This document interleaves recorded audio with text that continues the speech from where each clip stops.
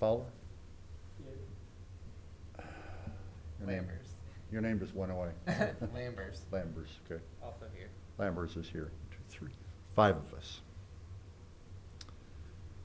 The first item is the approval of the meeting minutes from September 1st. That was the other meeting that was held here, I think. Has anyone had a chance to look them over? Any concerns or corrections?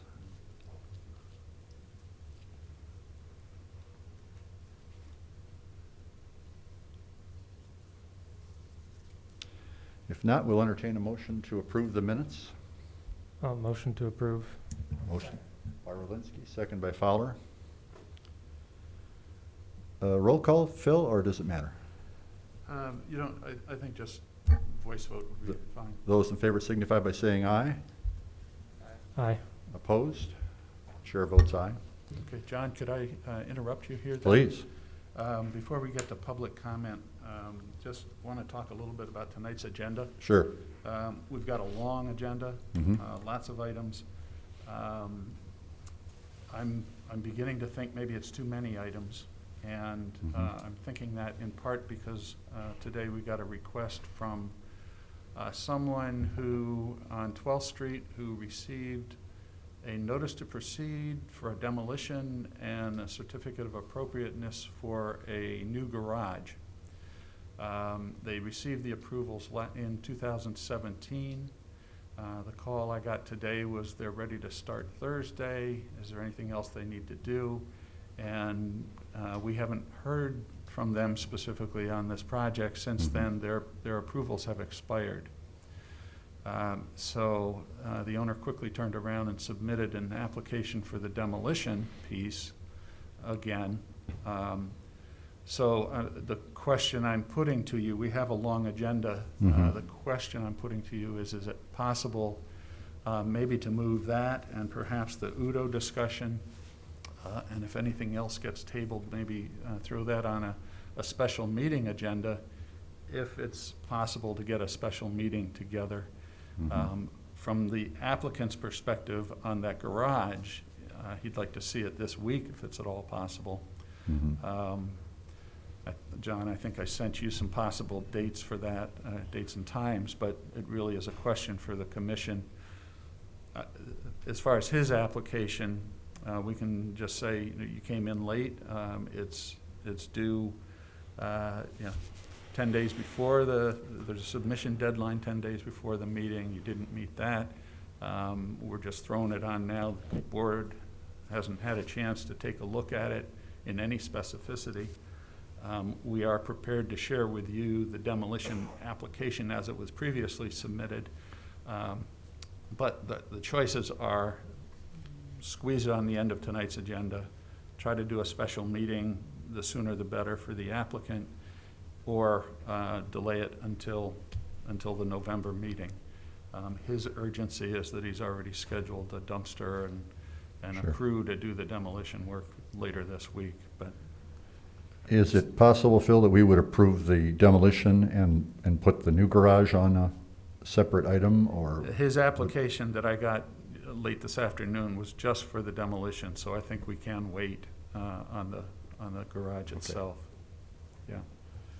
Do members of the commission have a memory of this? I'm afraid it's not It's coming to my, 3 years ago. oh, 3 years, okay, so it was Yeah. before my time, before yours, Nick? and- I might have been on, but I don't remember specifically which one Okay. it is. How does the commission feel? Is it, we don't have any pictures, we don't have, We can share with you pictures Okay. and the The- application as it was previously submitted. My thinking is the Udo comments could certainly stand to have more weigh in than just 4, which is the minimum that we would have to have a discussion, but I'd love to have more commissioners involved. So it almost warrants a special meeting in the Okay. near term anyway, so that could be a great opportunity for this applicant to piggyback on that where they otherwise would probably need to wait till November. Yeah. anyone feel differently or want to add to that? And Phil, what were the dates that you suggested? I don't think I Is that brought them something you want us to do now, or do you want us to come up with a date later in the evening. Why don't we see what we get through Okay, and perfect. then decide that? Yeah, good. Thanks, Nick. Okay. That helps. That's useful. All right, thank you. Okay, we are at unfinished business, or I'm sorry, public comment. These are for items that are not on the agenda. If anyone has any comments they'd like to make now that aren't one of the new business or unfinished business items, this would be the time. And I don't see any. Next item is unfinished business. It's a review of a 10th Street reconstruction plans and comments to City Council. It's item C on the committee and staff report. And I'd Do you- just like to turn it over to Brian White, who's the Director of Transportation Services. This is his baby. Okay, thank you, Phil. Good evening, board members. Good evening, members of the public. Wanted to spend some time today. There we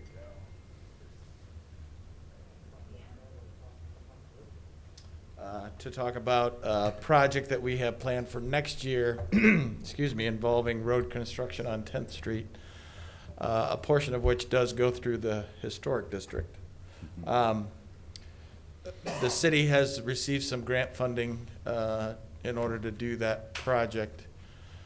As part of that, we run the project through MDOT's approval process and bidding process, for that matter. And one of those that you can imagine, there's quite a few different aspects that we coordinate with MDOT on. One of them is a review by the State Historic Preservation Office, otherwise we refer to it as SHPO.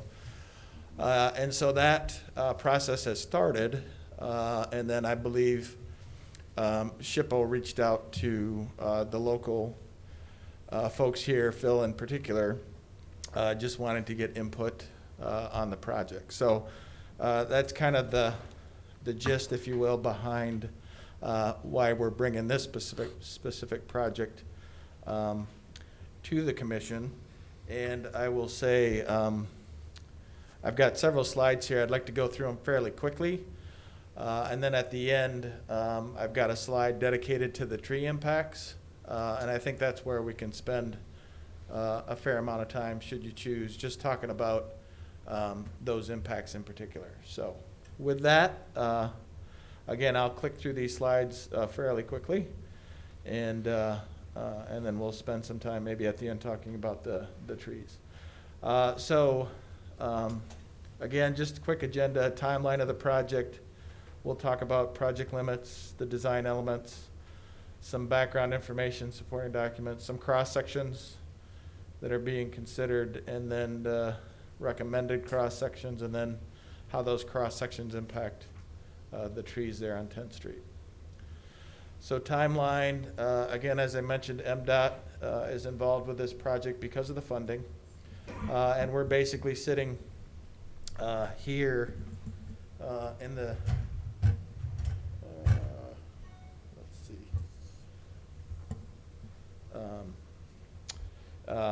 right about middle of the slide there.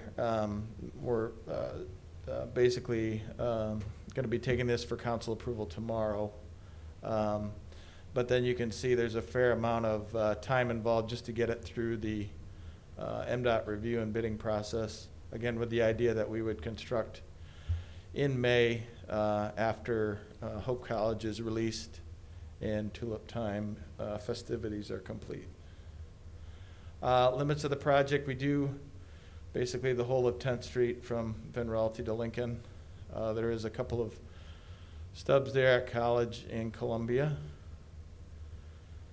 Design elements, again, pretty much a full reconstruction project. There's several areas, particularly at the west end, where the sanitary sewer is fairly new, so we don't intend to replace those sections. Other than that, though, by and large, sanitary sewer on the east end, water main throughout, water services, some storm sewer. New pavement, talk a little bit about parking, pedestrian facilities, again, those will get upgraded as needed. Bike facilities, that again has to do with cross sections and whether or not those become an element of the project. Talk about the trees, and then snow melt, again, not really relevant to the historic discussion. So just background on the project. 10th Street's been on our capital project list for quite some time now. There is, again, with the funding involved, some unique requirements that come along with that with MDOT. Hope College has been represented on the design team, and so they've given us some great input. They actually have responded back to us. There was a question about whether or not we want to do, how we want to do the non-motorized. They've come back and said, we'd really prefer the bike lanes as opposed to the cycle track. And so that's where the direction is heading, is at least with regard to the cross-section options. There's certainly links to other things that are relevant to this in terms of energy plan, complete streets policy, some different studies with regard to the bike and ped planning and the downtown traffic planning. And again, getting to the non-motorized aspect or element of it, the connectivity with some of these other nodes. Again, the 10th Street project there is in purple, but then there's connectivity possibilities to other non-motorized facilities that in red are already built, or in the dashed green and blue could be built in the future, and certainly have been identified for possibilities and connectivity. So that's basically the east-west, if you will, bike facility that we're looking at as a whole. And then some of you may be aware we put together something similar for north-south that connected in Central Avenue with State Street on down to Lincoln, and again had that north-south spine, if you will. So that's, again, non-motorized. In terms of pavement condition, sidewalk condition, and the utilities in general, again, this gets to why 10th Street's on our capital projects list. Paisley rating for pavement is poor. It's typically a 1 to 10 scale, 10 being a new road, 1 being basically poor, very poor condition. So we're definitely on the low end of that scale. Sidewalk rating, again, depending on where you're at, but we'll address those as needed. And then the utilities, again, a lot of this stuff is 100+ years old. So there's some information about the grant. Again, some just background in terms of what leads us into the ultimate design, or at least the recommendations. Performed several parking studies along the route just to see about utilization. We did have an arborist from Bartlett Tree Service. Brian Heemstra is his name. He's a certified arborist. He's been doing tree surveys for us for quite some time. I feel very comfortable with his expertise there. And he is the one basically that we'll talk about a little bit more at the end with regard to trees and what's been identified for removal and replacement. Crash analysis, we did a cycle track demo, traffic counts, had a lot of public input on this one, which is good. And then we do some preliminary work on storm sewer. So all that stuff gets baked into what we decide to do with 10th Street and what we recommend. Okay, so getting down into the cross sections, basically we've, again, talked with council at a study session back on the 23rd, and we've narrowed things down to really 2 options. One, and they're similar in width. One is basically maintaining the parking on both sides. This is on-street parking. The 2 travel lanes and no non-motorized, so that's basically a 37-foot wide cross-section. And then the other one is basically trading bike lanes for parking on one side. So then you would incorporate the bike lanes and leave parking on one side. One side would not have the on-street parking. So those are the 2 cross-sections. Again, in terms of impacts and impacts to trees, they're very similar, given their dimensions there. So this one actually is no longer. Let me just get to the, all right, so this one basically, again, cross-section of the roadway, 10-foot traffic lanes, 8-foot parking lanes, about a 8.5-foot wide parkway, and then the 6-foot sidewalks. And one of the things that I'll just point out is when we looked at the crash data, there was, I want to say 52, 54 crashes through here, but a pretty significant percentage of them involved parked vehicles. 30 crashes actually involve parked vehicles. So what we think is important, an element for this project, is to create a little more space. Again, regardless of the bike lane, whether that's incorporated or not, create that space so that we can try and mitigate some of those crashes with parked vehicles. So the current dimension is 35 feet. So we'd be basically bumping it out a foot on each side. Again, this is just a graphic of the crashes. Like I say, 30 crashes, parked vehicles in the blue there. You can see one of the council members asked about time of day. And so we just basically put this schematic, this graph together that shows time of day for those crashes. Again, nothing really surprising comes out of that. Crashes kind of follow the traffic peaks there. So, and then the other potential we're looking at is parking just on the north side, bike lanes on both sides, and then the 2 traffic lanes. Again, this bumps it out a little bit more, 38 instead of 37 feet, so the parkway gets reduced from 8.5 to 8 feet here. So this does accommodate all those planning documents that have been pointing to 10th Street as a route for non-motorized. It addresses that. It also addresses the crashes by creating some space between the traffic lane and the parking lane there. Again, just on a block-by-block basis, so this is option number 6, if you will. So the recommended option, again, is to incorporate those bike lanes. In between Pine and Central, that's basically just carrying the bike lanes through with parking on both sides. So we'd be a little bit wider there. It already is wider. And so that's what's happening there, unique to just the Pine to Central blocks there. So this is the slide that, again, happy to answer questions on, but basically it shows the historic district there with the various shading, and then it lists out the different trees that have been identified for removals on a block-by-block basis. But basically, if we start at the west end by Van Raalte, there's 26 total street trees there.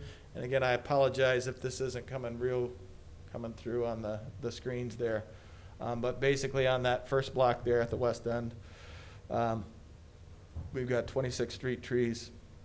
And again, these trees are just between the curb and the sidewalk within the public right-of-way, nothing behind the sidewalk, if you will, on private property. But 26 street trees total. 2 have been identified by the arborist as in poor condition, which we've identified for removal. None are being proposed to be removal as a result of the road cross-section. Then we move on to the next block to the east there, between Washington and Maple, a total of 29 trees. 4 have been identified by the arborist as a poor condition. 2 have been identified for the road work. So again, basically there's 2 trees there that are in relatively good shape that we would leave under normal circumstances, but because of their proximity to the curb, they have to be removed. So those are 2 in that block. And then we continue to the east between Maple to Pine. Again, we're getting out of the historic district at that point, but 19 trees, 4 have been identified by the arborist for removal and none for road work. I do want to call out that block between Pine and River. There's a finger of the historic district that comes up there. There is on the south side of the road, a 4-inch locust that we've identified for removal that, again, is more road work related. It's one of the 9 there.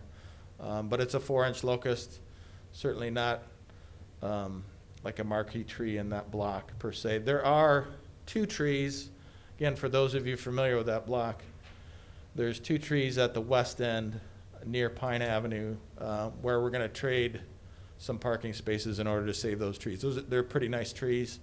The arborist, has classified them in good condition, and they're bigger, more substantial trees. So we're going to propose that we make that trade.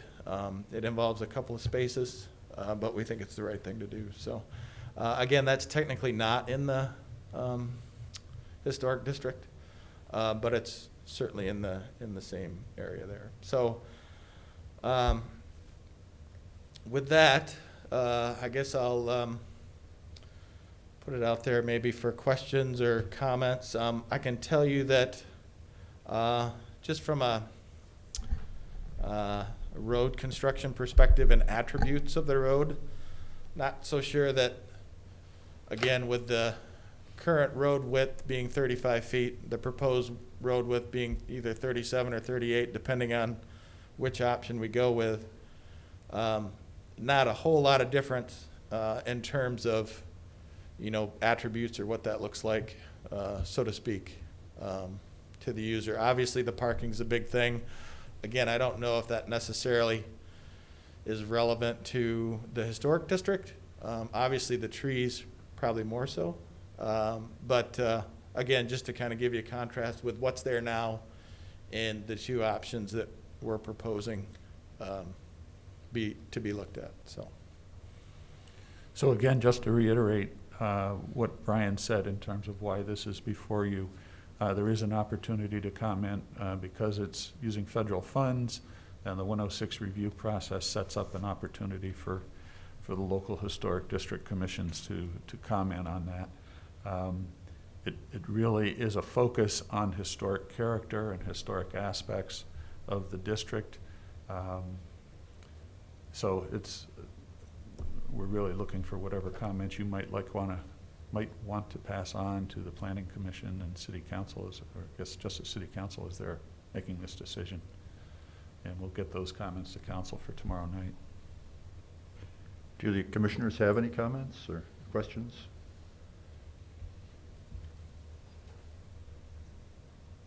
That 13 total street trees that's in between Pine and, is that in between Pine and River or in between Pine and Central? Yeah, so that's between Pine and Central. And then, again, just for clarity, I know the little blue dashes don't show up very good, but the 61 total street trees basically take you from Central to Lincoln. So we took the liberty of lumping some of those blocks together. And again, obviously we shared this information with Hope College, right? And so they're intimately aware of it. And then that block, those 2 blocks between Pine and Central, yeah, there's not a whole lot of street trees through there. Yeah, so that's just how we set up the visual here. So there's an asterisk there that says not, so the 9 removals for roadwork are all smaller and in front of First United Methodist and Hope Church. Correct. And then similar to the, on the east end, there's another asterisk there about the 7 removals associated with the roadwork there. That has to do with, there's some trees right by the railroad tracks on the east end of Hope College campus. Now, I will say, one of the 9 that's identified there in that block from Pine to Central is that 4-inch locust that I mentioned that does sit, I would say it's within the historic district there, that finger that comes up to the south side of 10th Street there.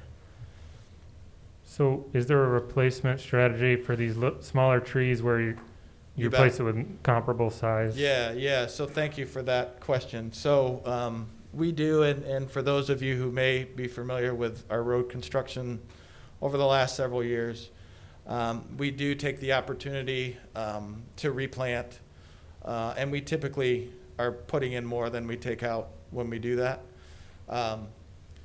And a couple of things we do there, we typically like to go with like a 3 or 4 inch caliber tree, right? Some bigger trees that are still plantable, if you will, have some survivability. But the other thing we do there is try and look at diversity with the species. And so we've got basically a basket of different tree species that we pick from that are, I'll call them salt tolerant and sidewalk friendly, that we typically try and replant with. Which, again, trying to avoid a situation like with the ash borer, right, where you've got a bunch of ash trees that all get infected by the same scenario. So trying to build some diversity when we do replant.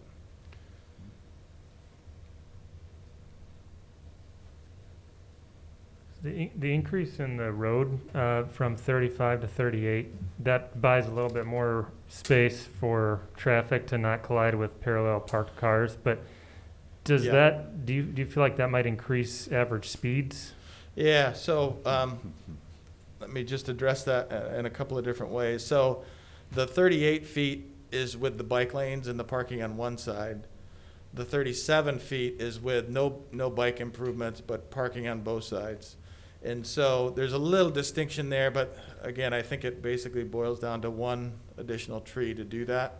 So one of the two that are designated as road work on that west end, one of them is due to a little closer to the curb, if you will, that gets picked up with that 37-foot section. And then the other one a little bit further away from the curb that gets picked up with the 38-foot section. So what I can tell you there is we do feel it's important to create a little bit more space between the parked vehicles and the travel lane just because of the traffic, the crash concentration through there. It's pretty high with 30 crashes. And again, those 30 crashes aren't necessarily all at the west end, but a fair amount of them are. So we think that's important to create that space. And just keep in mind too that we're really talking about just the 2 trees here. All those other trees that are identified and listed with the arborist are in poor condition. And to me, even if we put the road section back at 35 feet, we'd still be proposing that those be removed and replaced. So we're really, if you really want to get down to brass tacks here, we're talking about those 2 trees between Washington and Maple. And one of them, again, when we look at widening to accommodate the parking and getting to a 37-foot section, that hits one of them.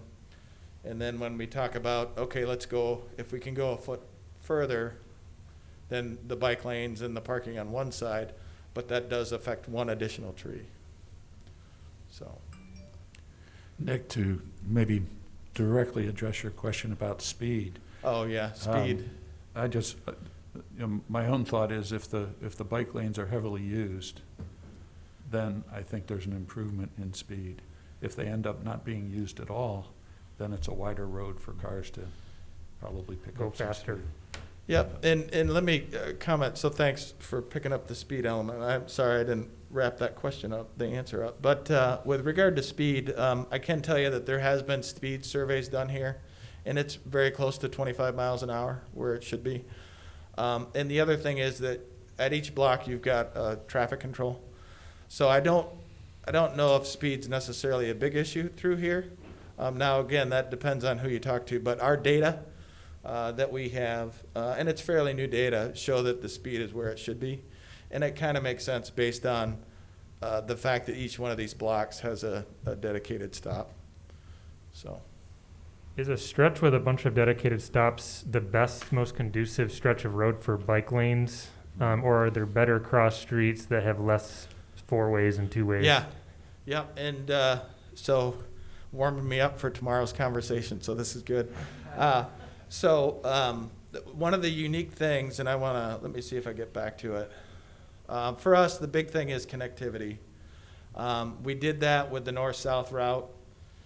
And if you look at like an east-west connector that's somewhere in the vicinity of downtown, like places where people want to be, we really see 10th Street as the only game in town to do that. And this has come up on planning documents. So when we, back in 2006, this was before my time, but the folks there that put that plan together identified 10th Street as a potential bike facility just for that reason. Because it has connectivity up to the Heights and as well as, potentially out to South Shore Drive. So that really makes 10th Street unique in that way.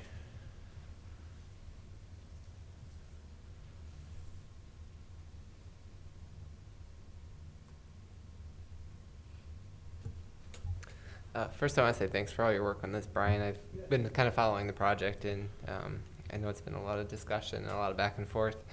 I'm excited to see the City of Holland investing in some bike infrastructure. Personally, a little disappointed we couldn't get the cycle track, but I'll take the bike lanes. Specifically to the historic district, I just want to ask if there's going to be any kind of added signage or anything like that that would be put in the historic district that would, maybe conflict with the character of the district, or is there any conversation about that with this project? Yeah, so I would say in terms of signage, no. There is the crossing at Veneralty and 10th Street is being looked at as part of this. And so I could certainly see the signage changing there, maybe. And I don't want to paint a picture of it's like, to me, I mean, we're going to try and be context sensitive with that.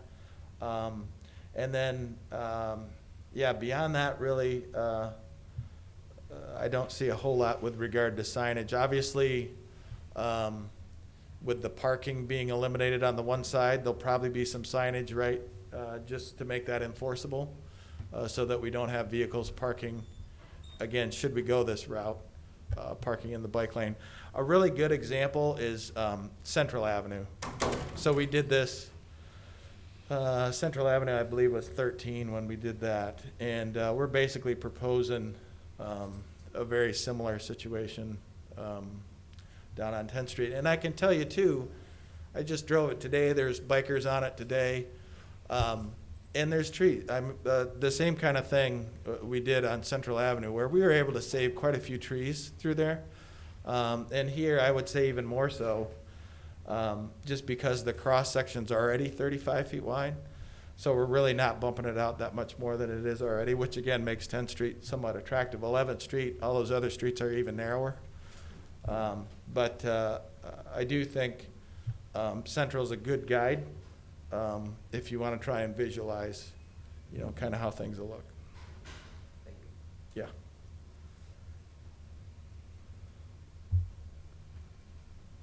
Any other questions or concerns from members here?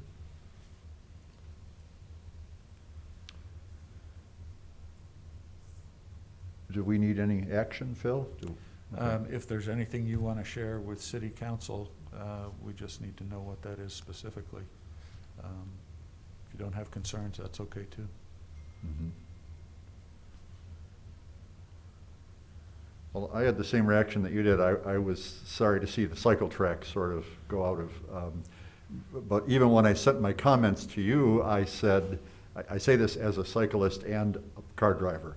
And maybe our view is a little different than someone who doesn't ride a bicycle. And at least when I've talked to people, that's been the case. If you don't ride a bicycle, it looks like something we don't need. Yeah. It looks like it uses up a bunch of space that, that I don't imagine myself using, although, as I said, I do. So Yep. I thought it worked pretty well. I enjoyed using it. And I was glad we tried it in any case. Yeah. Yeah, but I can see. Yeah, and we, that came out of the downtown traffic study to actually do that demo. And I was on it, tried it myself. I'm not an avid biker, but I do get out every now and then. And I was actually pleasantly surprised at how it felt and how it did. And I can see where it appeals to more and varied biker levels, right? So you can have your kids out there and feel pretty good about it. It's unfortunate though, and I know we've received some correspondence about, well, can we run because one of the things with the cycle track is it's just too wide. If we were to go by standards, we pick up more trees, right? And we impact more trees, which again, not really interested in having that kind of effect, particularly on this neighborhood. This is really, it's kind of got that context. So the thought was, okay, can we narrow down the cycle track a little bit more? Because there are some provisions, depending on which reference guide you use, to narrow it down even more to try and fit it into the same space that the bike lanes would occupy. But I think a couple of things to that. One, the input that we received from Hope College was pretty specific on the bike lane. And so we didn't really want to vary that up throughout the route. We wanted to stay consistent. So that's one, big thing that we wanted that consistency throughout. The other thing is if you look at the AASHTO, and I look at the AASHTO guide in particular, when they do say you can go from the 10 feet to the 8 feet, they're pretty specific about that being like unusual circumstances and kind of for a short distance, if you will, not the whole route. And so that's, again, something that you just kind of say, okay, in context, do we go down beyond the minimums in what's really an exception and do it through the whole route? So again, just looking at those things and saying, you know what, the bike lane, let's be consistent throughout and just carry them through the campus. So that's kind of how we arrived at the one option. Sure. Yeah. That makes sense. Yep. Any other comments from members? Thank you very much. Hey, yeah, thank you. John, could I just try Please. a possible communication back to city council? And if you're not comfortable with it or want something different, that's great. Just let me know. Anyway, a short memo that communicates you're supportive of bicycle infrastructure. You have not identified any concerns with the bike lane option, and I'm sensing you are comfortable with, maybe appreciate the look at the trees and the direction they're heading with the trees. But no one here is going to chain themselves to any trees, right? I'm saving that for Okay. some other project. You won't? Okay, fine. Okay. That sounds right, Phil. Anyone else feel like he's misinterpreted? I think that's a good interpretation of where we are. Okay, thank you. Thanks, Brian. Should we move on to new business? The first item is a certificate of appropriateness application for, oops, wrong glasses, 98 West 12th Street. Stephanie and Mark DeLue. Are they with us? Stephanie's here. Hi. Do you want to come up and use the microphone? Okay. John, if you'd like, I could give a quick overview and then Would you? you jump in and add whatever you Sure. like. You may remember this application. It was in August that there was an application before you for the removal of a window on the east side of the house and shifting windows to accommodate a kitchen renovation, shifting windows on the back up several inches. They've now taken a closer look at the windows and are evaluating some of the other changes in the kitchen, and they're now back with a proposal that continues to eliminate the window on the east side, proposes eliminating a second window on the east side as you're heading back, and then proposes to make the third existing window a larger window to match one of the new windows that they're now proposing on the back. And the four windows that you see there, that is the back facade, and the proposal is to replace those with, Mallory, do you have that's it. That's good. With three windows again, but different configuration. And then the the last window on the east side would match one of those side windows, so that from the kitchen side, you've got a continuity of the design, as well as from the exterior, you have a continuity. The only question I raised, the only question that came up as there was conversation about this is the change in material on the window itself. It's proposed that it would be a wood interior finish and a Fibrex composite exterior finish, as opposed to a wood exterior. Is there another name for Fibrex? It doesn't seem Well, familiar to me. It's an Anderson window. It's Okay. part of their architectural series, Okay. and these are casement windows. I'm sorry, these are casement windows that Yes. have the appearance of double hung, or Yes, am I looking at the wrong thing? that There we is go. my understanding. Yep. Okay, I see. Stephanie, if- Yeah, Phil summarized it very well, thank you. So we were here in August and had approval for some changes with that. We did identify that the 4 south-facing windows were part of a renovation in the 60s, and they're the only 4 that do not match the rest of the house stylistically or architecturally. When we proposed to raise them, then for cabinet space, we're redoing cabinets, we found that it will then make them uneven, first of all, and then also not match stylistically. So we want to make it cohesive with the whole house. So by replacing them with these Anderson windows, they'll match, as we were doing some research, that's what seemed to be the best match for the rest of the house with the windows. This way, by replacing those, we would not need to change the header on our back window facade there. And then the east-facing windows, again, we need cupboard space. So that's why we were proposing the removal of one that was approved in August. And then that double situation there, we would like to still keep a window there, but want it to match, of course, the rest of the windows in the home, so. Yeah.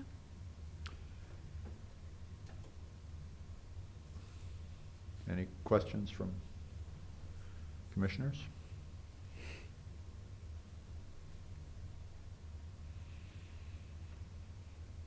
Is this, Mallory, can we go right back to where you were a moment ago?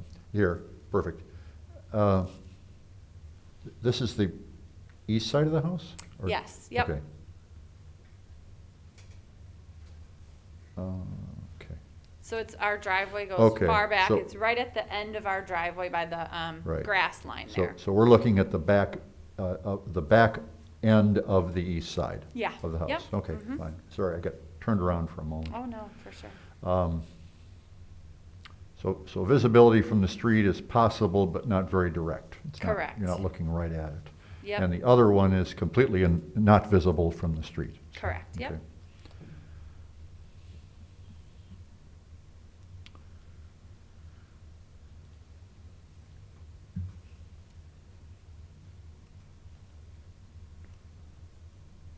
Does this seem to anyone besides me to be sort of an extension of that which we approved already in August? It's not inconsistent, I don't think, with what we agreed to. But if you feel otherwise, I'd like to know that.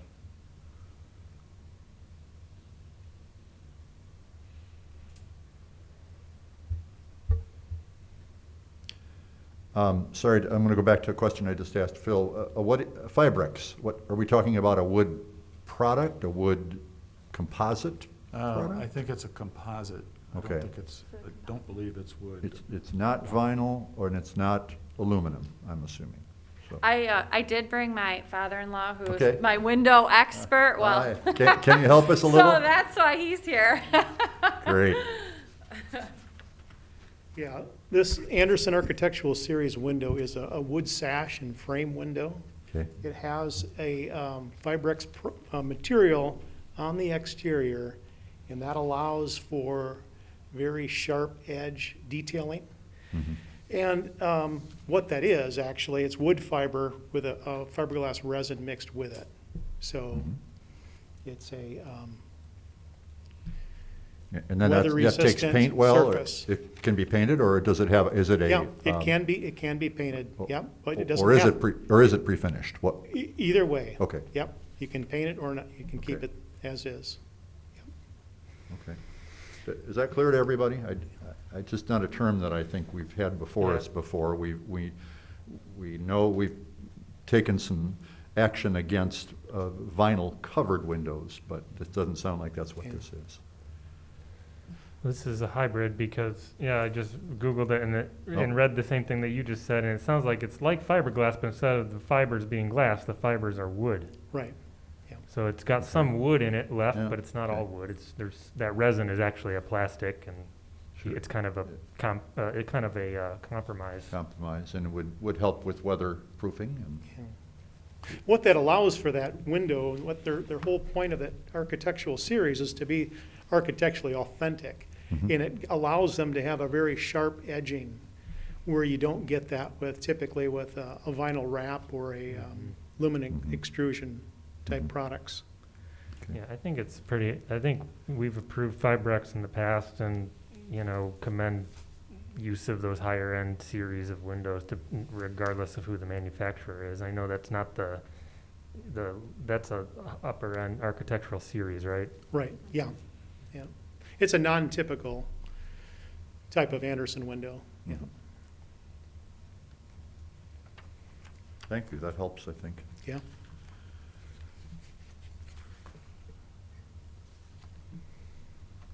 So Phil, what would our action be? Would we be extending the previous, or I would just treat it like a new application. treat it like a new application, okay?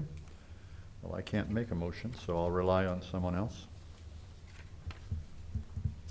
I can move to approve the application for a certificate of appropriateness as submitted and per testimony for rehabilitation at 98 West 12th Street, as proposed based on the local guidelines and the Secretary of Interior's Standard Number 9. New additions, exterior alterations, or related new construction shall not destroy historic materials that characterize the property. The new work shall be differentiated from the old and shall be compatible with the massing, size, scale, and architectural features to protect the historic integrity of the property and its environment. Is there support? Moved by Lambert, supported by Fowler. Any other discussion? We need a roll call, Phil? Or- Again, you can do a Oh, voice okay. vote. Yeah. Let's have those in favor say aye. Aye. Opposed? Chair votes yes. Carried. Thank you. Thank you. Good. Good luck with everything. Thanks. We're on a timeline, so. Oh, I understand, yeah. Yeah, oh, I see, yeah, sure. Item B is a certificate of appropriateness application for 106 West 11th. Edward Kowalski. This is a fairly straightforward application, I think. There is, you can see the remains of a former window in this location where the Mhm. door is currently, and the proposal is to remove that door and go back to a window in the location and restore the exterior to match the surrounding exterior. There is a diagram, or more than a diagram, a photograph of the window as it's being constructed that will fit Okay. into that. A wood window intended to match other windows on the house. And we are returning to an original design in the process. So, right, Phil? That is the intention. Okay, sure. I don't know if Ed's here. Wants to I comment? didn't see him. Okay. No, his application said he wasn't planning on attending. Okay. He does have a rather good track record, and he's a kind of a craftsman himself, so I'm not surprised his application is very thorough.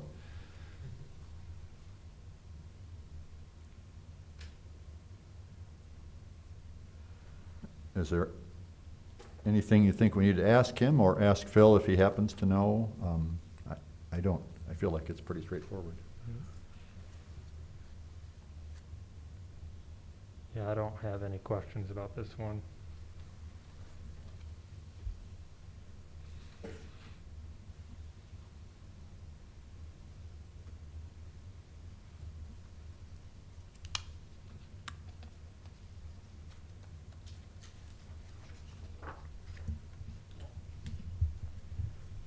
Would anyone like to make a motion? I'll make a motion to approve the application for a certificate of appropriateness as submitted per testimony for rehabilitation at 106 West 11th Street as proposed based on the local guidelines and Secretary of Interior Standard Number 9, which says new additions, exterior alterations, or related new construction shall not destroy historic materials that characterize the property. The new work is restoration and shall be compatible with the massing size, scale, and architectural features to protect the historic integrity of the property and its environment. I'll support the motion. It's moved by Rolinski, supported by Lambers. Same trouble. All those in favor say aye. Aye. Aye. And opposed? Chair votes aye. Carried. He has done some wonderful work there and elsewhere too. Yes. Item C is a certificate of appropriateness application for 111 West 13th. This is for Third Reformed Church to replace some side steps. Hi, Amy. Hi, I'm Amy. I'm the administrator at Third Reformed Church. And you can see in your pictures, we have side streets that lead out from a hallway behind our sanctuary onto Pine Street. And we did find out that they were installed in 1952, so it was before the update in the 60s. And they're really just deteriorating badly. And we have quite a few people who come in this way. Not lately, but hopefully soon again, so. Sure. And then, I don't know if you're familiar with Amy Haygood, but she's a member, and I walked her through this before all the COVID stuff hit. And she thought two things. We probably need a center support in there underneath the steps, Oh, because they're most likely cracking because there isn't a center support. You can see that in the top pictures. You can see that there's a crack that goes all the way through, where I peeled back the mat there. And then the other thing that she suggested was using concrete. And this is my first trip down this lane with you guys, so I probably need to come up with some good examples of that. The very first step is concrete. I don't know if that happened because sidewalk was renovated at some point in time. My guess is it has been, since the steps are from 52, and my guess is there's been some work outside by the city. We would not touch the sidewalls, and then the handrail we would propose for the middle would be exactly like the side ones, just in the middle. It's quite wide, and those handrails stop quite a ways from our doors. And we have a number of members who would benefit from having that center handrail. And are you saying that the other steps are stone or some? They appear to be like maybe sandstone. I'm Okay. not an expert. But I know that there are new products that are less prone to erosion, because that's really what's happened to a lot of these. They've eroded and then chipped, which is one of the reasons that Amy suggested doing concrete, because you don't tend to have that chipping. They erode and then it gets wet and it freezes. And you know, it's like a fast forward version of what happens to our roads. So And Amy Haygood was suggesting concrete? she was feels that suggesting would be a better- concrete, Porter cast concrete. Now, we had kind of an interruption in regular life, so we haven't spoken on this since then. But I do see that the potential conditions of approval would be a detail of either of the precast, or if I could get a drawing of something that would be cast in place, I don't know. And then a detail of the center railing, and I can certainly bring that back to you, because my guess is we wouldn't do this until, well, I don't know, it depends. Nothing is, No, it's very hard to. it's yeah. hard to tell. But we do want to do it soon, so, Okay, so it would be a fall, winter project? yeah, if- maybe a fall, if- winter project, okay, depending sure. on what they say we can do with the weather. Well, I intended to go by and look at this, there's no reason I didn't, but, do you think it's stone, Nick? Do you, okay. Not Waverly, I wouldn't say, but some kind of. Yeah, I mean, soft. it might be a site visit kind of thing, because Okay. why else would it have those joints that are alternating from one riser to the next if it were poured? Right, yeah. It Oh, wouldn't- yeah, they're definitely not poured. Those are some Okay. type of stone. Okay, there's stone, but The very bottom one Yeah, is concrete. The rest are a type of stone. Sure. Um,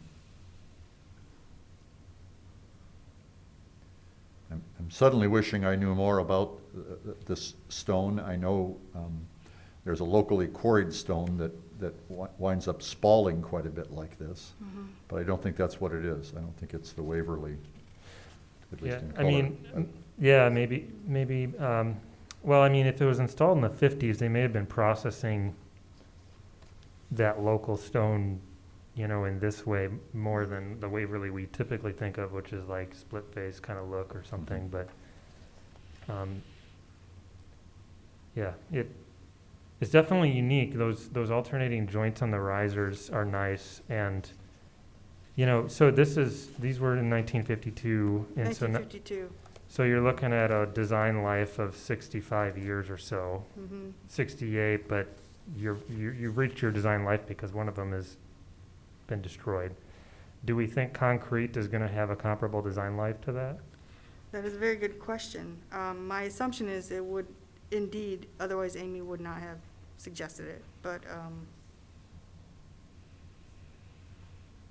Yeah, and I'd also be curious about the cost of replacing just that one that seems too far gone as a repair and keeping the rest of them versus pouring all new concrete.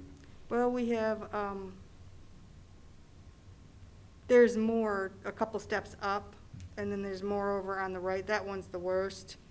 And then there's a crack in the center on the top. Okay.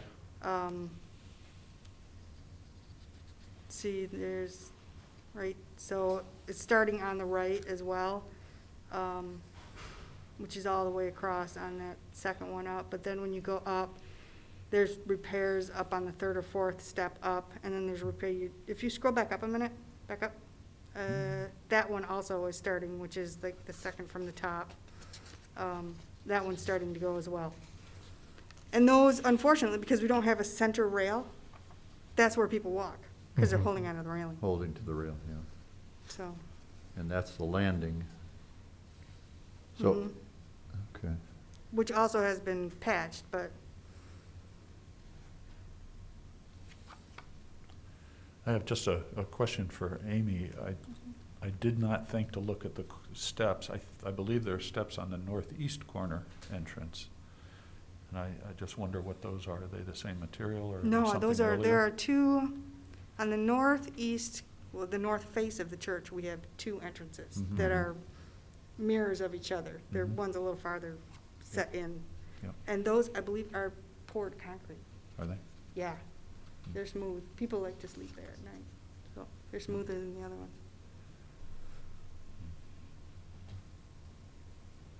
And I can double check that, but I believe that they are not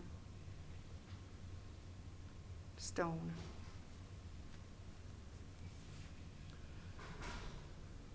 I think we're sort of grappling with whether 68 or 60-so years is pretty good, and maybe maybe the stone could be replaced with stone and would last another 68 years, which would seem to be enough for most of us. My big question, being the administrator, would be how does, if they have comparable life and we can make them look comparable, what's the price difference? And I'm not sure. Yeah, that's Do any of why- us know? No, Oh. nobody would know, but I would want to look into that. Yeah, I'm sure the stone is way more expensive. Okay. To get custom stone steps like this, but that's why they're so special. Mm-hmm. And that's why it's hard for us to just say, hey, everybody in town can just sort of, in the name of upkeep and maintenance, get rid of their historical fabric and replace it with new stuff that's not quite as special. That's where I think this one becomes a little bit tricky. Yeah, it gets interesting. Mhm. I understand. And to some extent, that's why we're here. The building department could tell you that that would be Right. acceptable from a Right. safety Right. standpoint and all that, but it's our job to look at something like this and see if it really is worth preserving.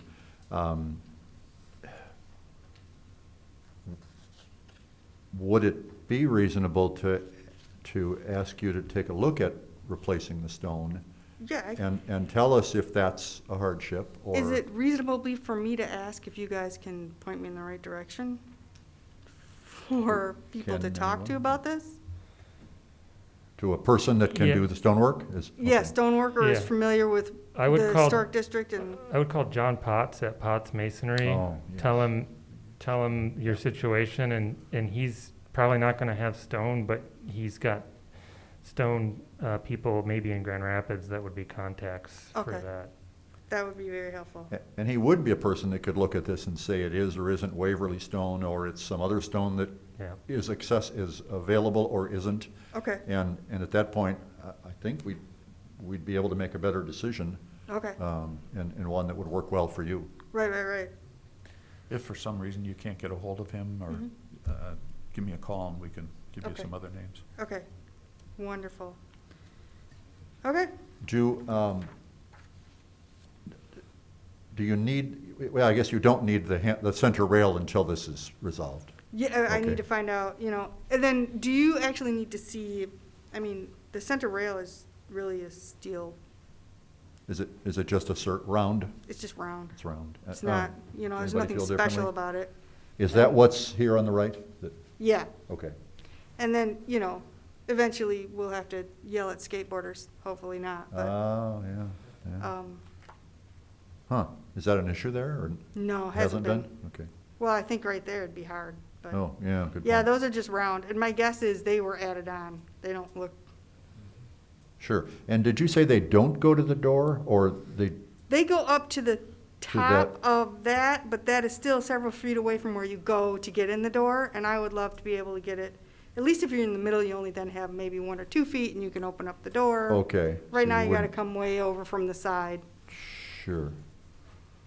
So you wouldn't propose changing the side rails? Uh-uh. Okay. No. Fine, you're just matching them. Does Yep. anybody, okay.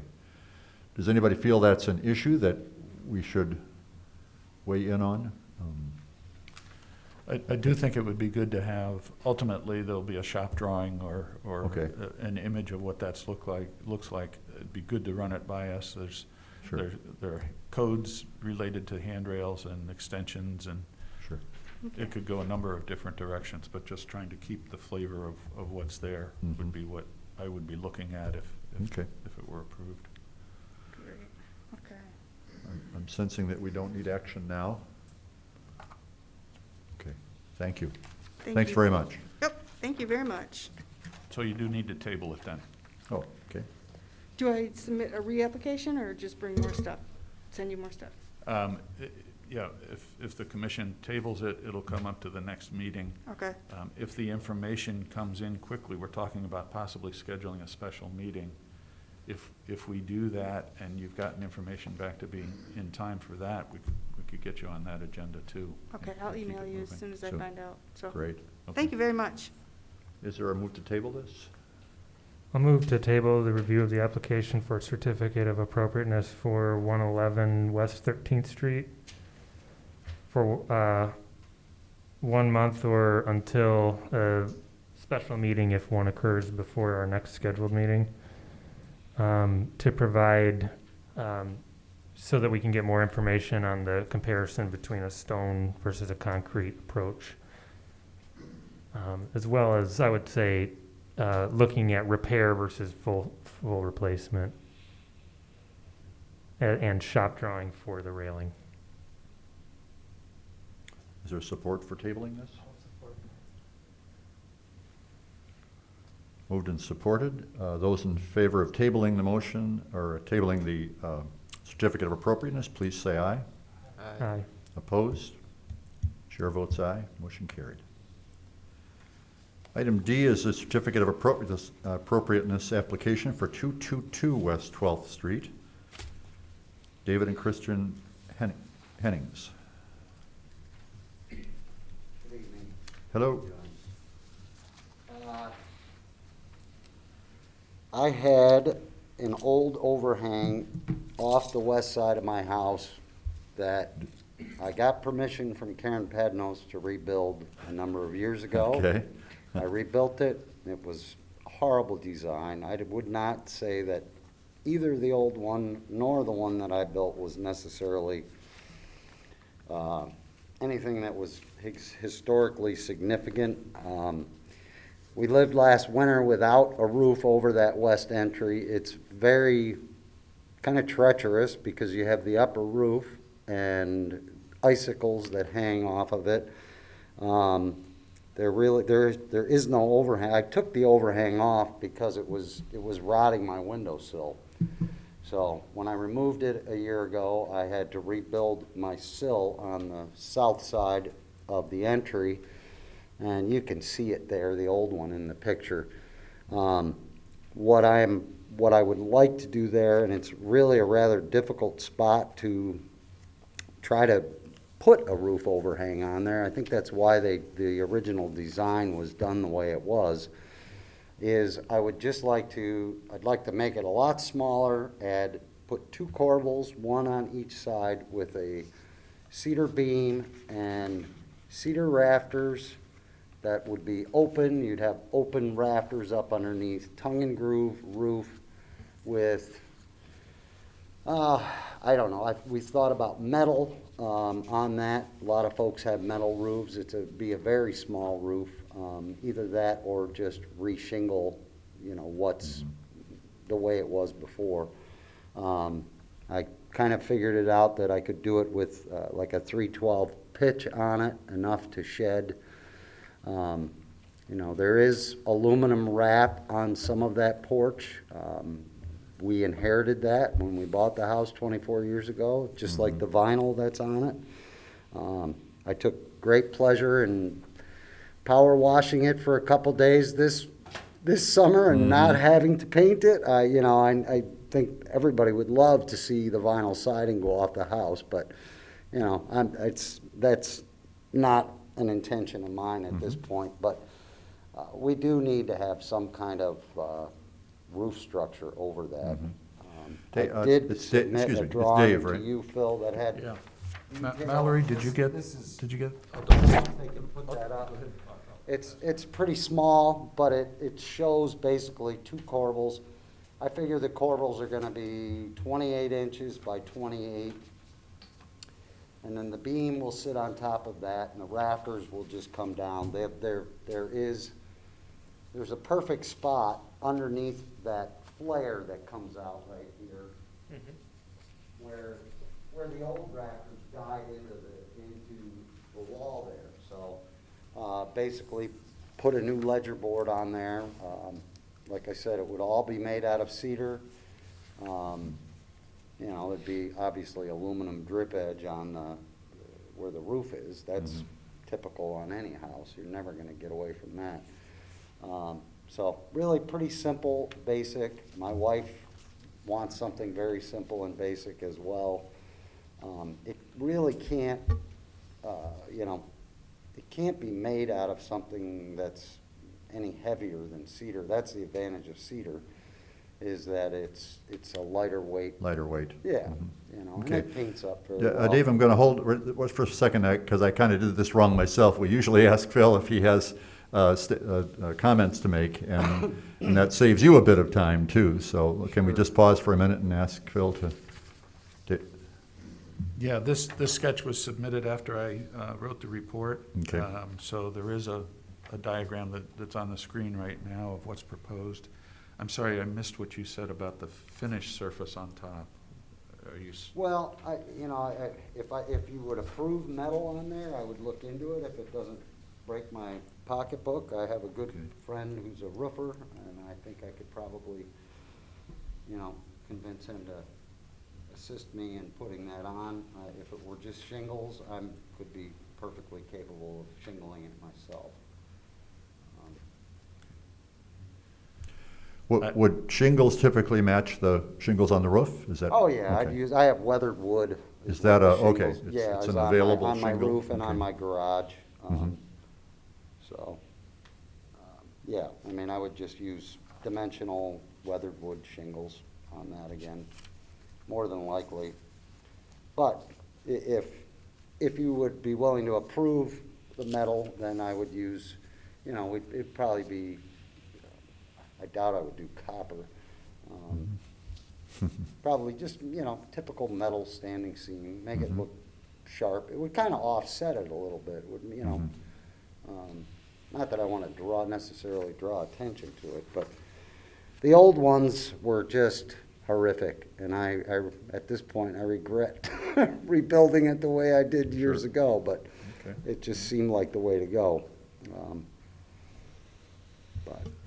So, Do any of the commissioners feel like a small section of metal roof, I can't recall being asked to do that before. well, Vince, who lives across the street from me, has copper on his roof. He's got that round dome. There is metal. Yeah, Yeah. And he has regular shingles up on his roof. on the roof so, itself, okay. Yeah. It's just with it being such a low pitch, Uh-huh. I mean, I'm not worried about a leak with a 312 pitch. I Sure. would ice and water the whole thing before I shingled it. And it's toward the rear of the west facade, right? The- Yeah, I mean, it's Okay. definitely visible from the street. Mhm. There's no doubt about it.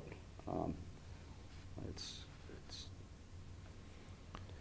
I think well, I know what Dan Tiley would say. He'd say, there's no metal, you should not have metal roofs in the historic district. I've heard him say it. all right. Okay. But I think like a copper roof might be appropriate if it were real copper. I don't think Right. I don't think a standing seam that's powder coat or like painted or something Sure. would be quite as in keeping. But Sure.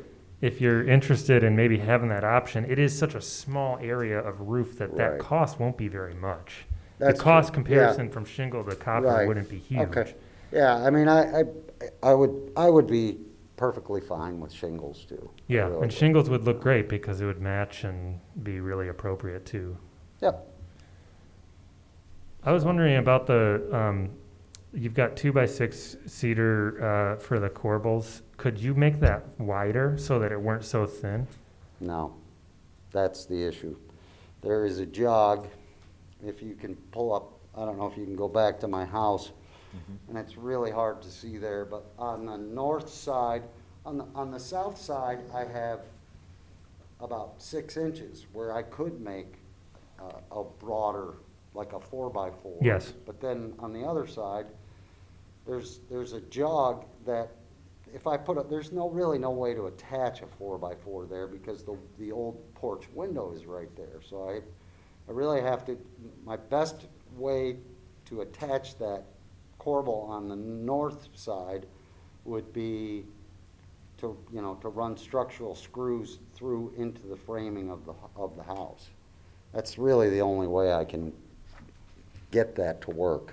So, and if they're narrower, if they're smaller, it's less ostentatious. It's not going to stand out. I mean, I know it would be great to have 4x4s there. Yeah. I've looked at. My wife has gone around and looked at many pictures, and some of the basic idea pictures that I turned into film were the design's a little bit different, but it shows much bigger corbels, but it's just not feasible structurally to add a 4x4 on there without changing the porch windows, which we really don't want to have to do. Okay, so you've thought about it.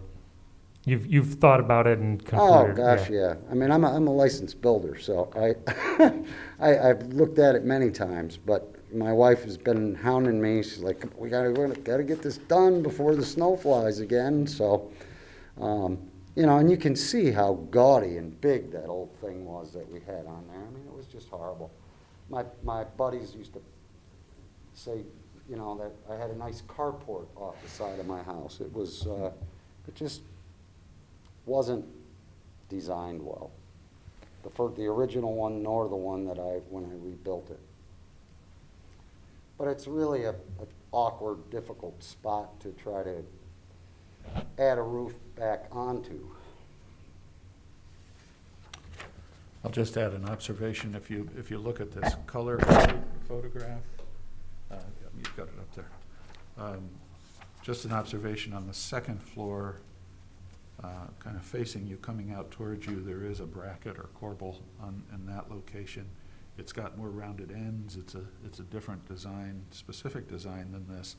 I think you could approach it two ways. This is new and it's distinguished from the old, and you won't mistake it for the old, or you could look to be more compatible with the existing one. Yeah, and that's the one thing, you know, I do give whoever put the vinyl on some credit, because they kept some of the original detail. I mean, the flares are still there where the vinyl comes down, and you know, they left those corbels exposed. I have done some things over the years to return it more back to original. The porch ceiling had aluminum soffit up in there, and I removed all that and put beadboard on that years ago. We redid our porch skirts and porch railings, the front steps. The way the place was when we bought it, the whole front of the house looked horrendous. I was able to save the old turned posts. When I priced turned posts, it was ungodly how expensive they are. And my neighbor Larry Helder, he says, well, why don't we take them out of there and take them over to Duluth and cut them off and dowel new bottoms on that. So that's exactly what I did. Back then it cost me $225 to have all those turned posts have new bases put back on them, because you know, when you're dealing with these old houses, you've got, you know, your post width, they vary from, I mean, it really would have had to been a custom posts to make that work. So that's just another example of something that we've done to, well, save some money, but also Yeah. keep the integrity of the old, the old turn posts. I remember you walking by, Jay, when I was working on my front porch years ago, putting in 6x6s down underneath. That whole front porch was, I don't know, it's still amazing to me how they built some of these old porches. You get under there. But, so that's kind of what we're looking to be able to do. It would be on a much smaller scale than what is there in that picture. Yeah, I don't feel like saving what's there is at issue at Well, all. It's gone. Okay. It's gone. I took it off. Oh, was it gone now? Okay. Well, yeah, it was. Okay. We took it off a year and a half ago. We lived through all last winter with Okay, no yeah. porch overhang, so it was rotting my windowsill, Sure. and I had to rebuild all that. I had to take that whole thing apart and fashion a treated 2x10 in there, which I still haven't painted that, because, with treated lumber, you really got to let it sit for, a good year or So you- more before it will take, Are you gonna paint the cedar white to match? Yeah, Okay. yeah, it would be white, just like the so there's white trim and, there's a lot of white trim on the house. Yep. There's lots of white aluminum trim. They wrapped all the freeze boards that go around the bottom that's all aluminum now. Well, it's a beautiful house, and it sounds like you guys have taken Oh, yeah. good care of it and had your fair Well, share of. You can't even updates and- imagine Yep. if I could take you through and, I mean, and that's the thing that, with these historic homes, and this is just my opinion, I mean, I think it's great that you guys watch and keep an eye on the outsides, but to me, it's what goes on in the inside, and there are so many people that have just, I hate to use the word, bastardized the insides of their homes and taken away the historic appeal. On the other hand, we went in the opposite direction. My old oak woodwork on the inside of my house was all painted. The plinth blocks, the rosettes, the beautiful oak casing. Why anybody would ever paint that stuff and do what they did. I had green Brady Bunch paneling in the dining room, drop ceilings with fluorescent lights. Oh, boy. You know, all that stuff's gone. I put crown molding up in the dining room. I put it up in my kitchen. I took the banister off going up the stairs and the inside and stripped all that stuff. You know, so to me, that's where the history of the home is as much on the inside as it is on the out. Sure. I would never do it again, but I'm really glad that we did go through all that effort all those years ago, to take the moldings off and label them and be able to put them back up. You know. That's a real labor of love. That's Oh, certainly- it's awesome. certainly. And, you know, if we ever sell it, I'm gonna tell the people, someday we will, like, if you paint my oak woodwork. Yeah, come back and haunt them. I'll come Sure. back and haunt you, that's Right. right, so. Well, thank you very much. Are there any you other bet. questions or concerns from the commissioners?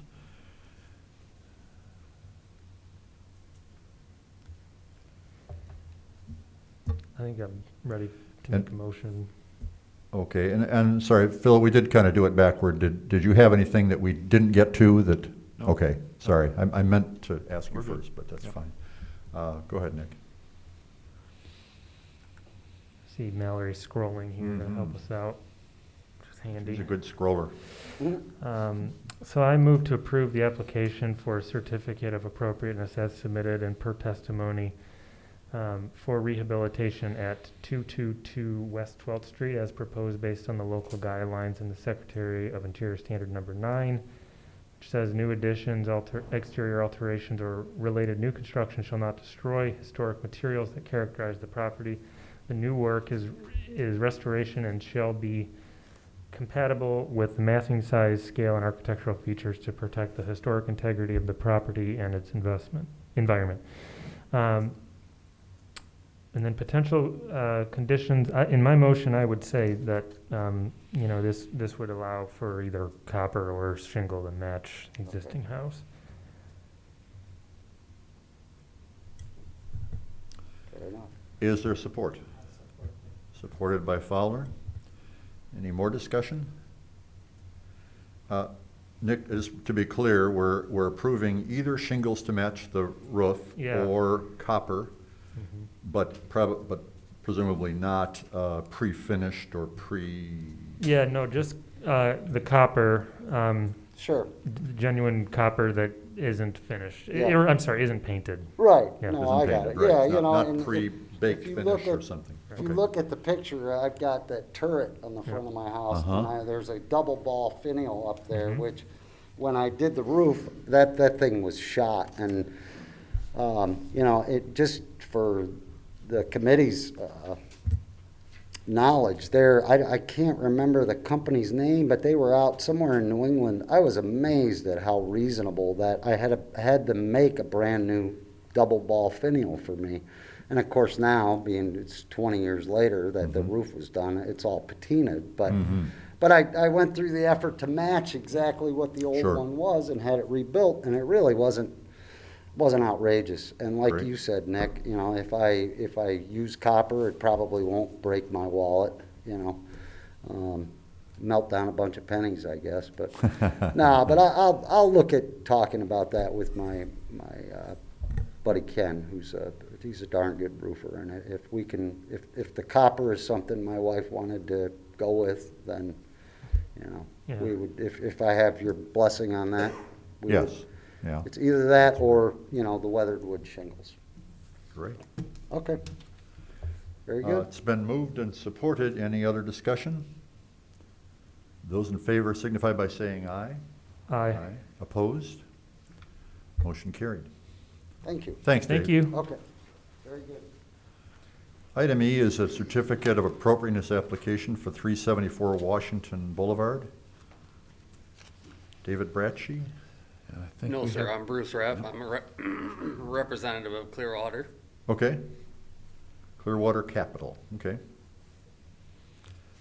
Phil, do you have a comment on this? Just to get us started, new garage doors. Sure, you've seen the application. It's a proposal for new garage doors and a new service door on the south side of the building. So, I thought it was fairly straightforward. I didn't have any concerns. They're talking about a 25 gauge steel frame construction with raised panels on the garage doors and a 6-panel pre-hung exterior service door.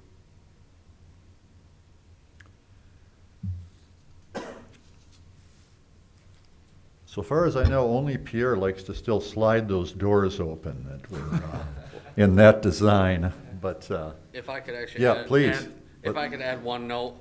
Sure. In that picture, that's a picture of the garage before Clearwater Capital took possession of the house. okay, When I don't know if they were an ex-tenant or an owner, when they were moving out, the door on what would be the right, if you're looking at that picture, has actually been torn down, destroyed, and is now gone. okay. So that's why we're looking at, and the one on the left is in very poor shape. I mean, tracks, rollers, everything would have to be Yeah, replaced. It's not a design that we expect to see, Okay, except for on all Pierre's right. house. Thank you, though. And your design is for two smaller garage doors? Yes, Two? yeah, Okay, not- we wouldn't change the look of the front of the garage other Great. than there'll be more of a, the modern door. But all of the houses surrounding us, and I know, I've talked to the neighbors and I realized that we just became part of the historic district. But all of the houses around us have the more modern raised panel doors. Sure. I think that was 2001, Phil? Do I have it right? Probably. Oh, the somewhere one in there. neighbor said it was like a year and a half ago. So, all right, well, No, maybe. but it was considered sort of new at the time and. Gotcha. Yeah, that's fine. Well, thank you for the single doors, because I think we've concluded that the look of two singles is decidedly more historic than the look of a big wide door. Right. And so, thank you for that. Are we looking at, in fact, is it a metal raised panel? Is that? It would be, yes. Okay.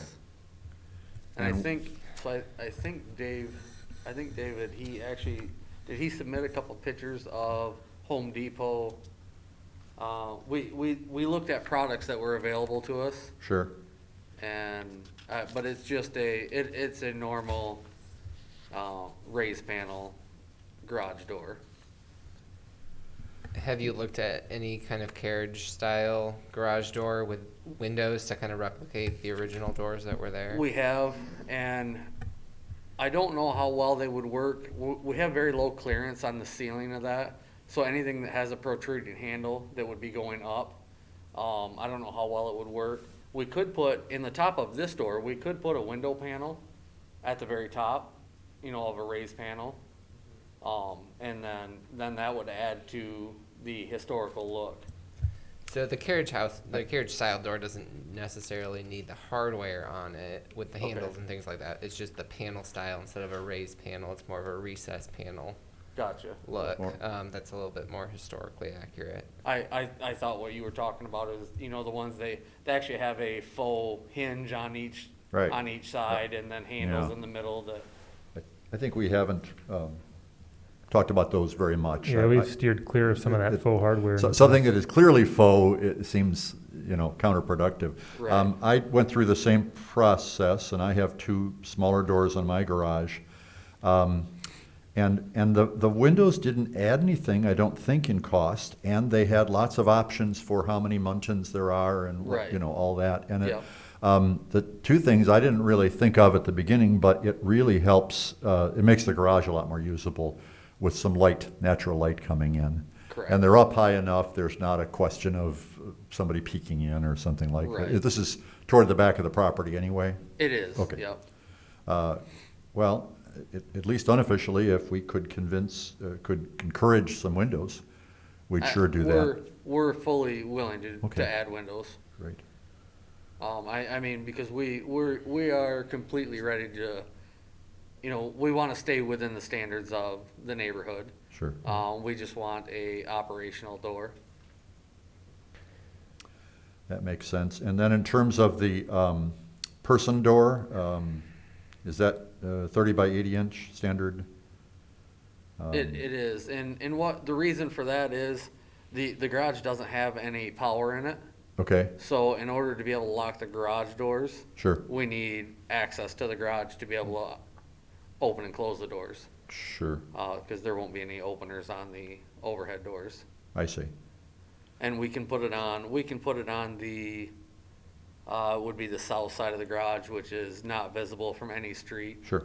So And again, this is something I just went through because I added to my garage, and I found another panel door that had some windows toward the top that I think gave a better look, but again, also gave kind of a useful amount of, as it happens, my door, well, your door faces south, right? Yes, yep. Yeah, I have the same thing. okay, yep, I'm at the corner of 12th and Washington, so I'm Gotcha. not far from you. And I think I kind of found that door by accident. I don't think the commission suggested it, but I'm glad I have it. we could absolutely do something like that. Windows there too. Just do a small, like a 3-panel window across the Mhm. top, and then maybe Yep. match with a rectangle glass on the top of the garage door. That way the entrance door and the garage doors, they both match. Yeah, I would add, maybe just for everybody to consider, the lights that are gonna be in the garage door panel, if you go with like a carriage style, type of look or whatever. Okay, It's true that there's just a million options out there, and so right. one thing to really watch is the orientation of each pane or Yeah, light. thank you. You definitely want, if you look at your existing doors, you can see that those panes are vertically oriented. Yeah, And so many of the options nowadays have those panes sort of laying down right. and horizontally oriented, and that's just like, there's something about that is just not, it doesn't quite look right. Right. So you want to find an option where the way that those lights are subdivided or whatever, at Looks the end of the more like- day, each little section of glass feels like it's standing up vertically. Okay. That's the only, just a guidance thing that I would recommend as you're picking out that. Oh, absolutely. That makes a big difference because when you look at the double hungs that are on the house, if there are double hungs that are subdivided, if you have like a 6/6 or Yeah. even if you have the three lights at the top of the man door you're talking about, they tend to be vertically oriented like that, and they end up matching a lot better. Right. So a vertical orientation is just by nature more historic? Yeah, I mean, so like, yeah, think of like the proportion of it is more like a human face kind of looking through a little frame. Right. So that when you tilt that more like a TV screen, it's just, there's something about it that just doesn't feel quite Okay. right. Sure. We would also be willing to submit pictures of material before we purchase. That could be a great administrative review item so that you don't have to come yeah, back to us. instead of having to come back to meeting, Yeah. we could just send to you and you give us approval. Is that agreeable, Phil? Sure. That seems, okay. You approve it subject to staff review of the final. We are interested in doing this quite soon because of Okay. weather reasons. We'd Sure. like to get the garage sealed up. Mhm. So pending approval, obviously, Sure. I'm not trying to get ahead of the No, game here. That's fine. But we would like to get it done before weather turns bad. Yeah, the administrative review should allow that. Okay.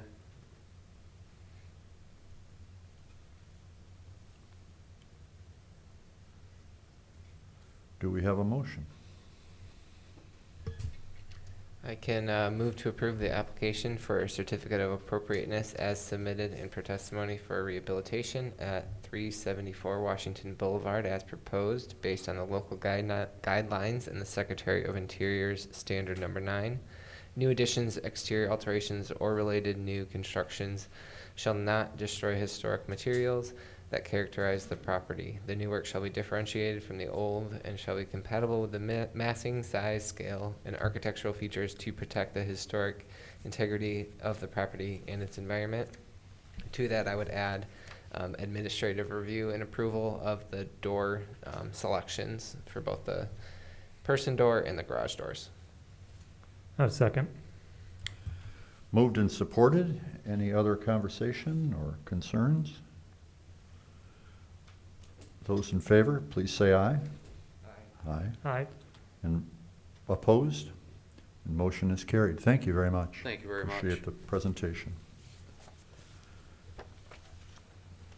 Our next item is item F, Certificate of Appropriateness Application for 203. We can't get off 12th Street, I guess. 12th Street. Jeffrey and Myra Maxwell. I'm Kent Lee, Skippers Construction, representing the Maxwells. Thank you. Phil, would you like to weigh in? Sure. You've got a report in your packet. This is something that's become very familiar to us lately, creating the egress windows in the basement. This is 203 West 12th Street. Building dates to 1906. The proposal is to remove an existing window. It's up towards the front, probably 8 or 10 feet back behind the front porch.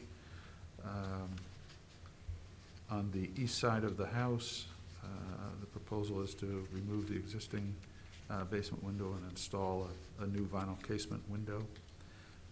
The only suggestion I had, well, I should also add that it also has a 6x6 pressure-treated lumber used as creating the window well there. The only suggestion I have is what is the window? What's it made out of? What are the dimensions on that window? And that's information if you're comfortable with the direction and whatever discussion you have. That's another one that, if necessary, I could review it administratively with a final detail. Do we know those answers? Do we know the size of the window and the materials? We had proposed a vinyl window, but a paintable vinyl with an adhesion primer, so that when the house is done, it'll look more like it is now. It'll be the same color. It won't be bright white, shining for all to see. I don't know the exact size. It's 36 inches wide, but if it's 35 1/4, I'm not positive. Sure. Yeah, and then it'll be the same height as it is now. It'll just go farther down to 42 inches above the floor for egress.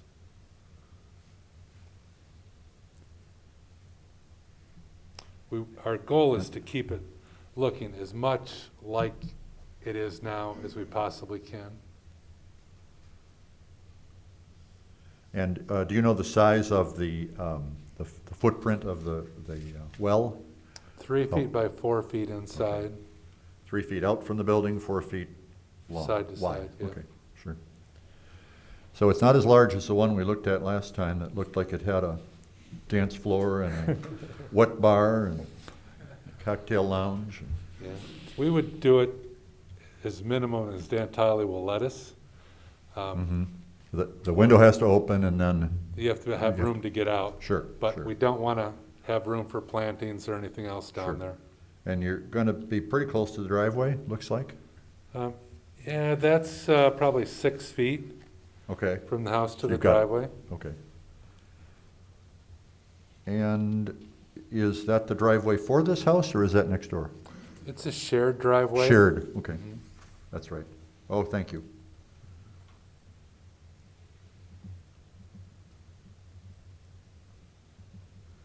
Does anyone feel strongly about the material of the window? I don't know if basement windows are, we have a preference for wood products. Anyone like to weigh in on that?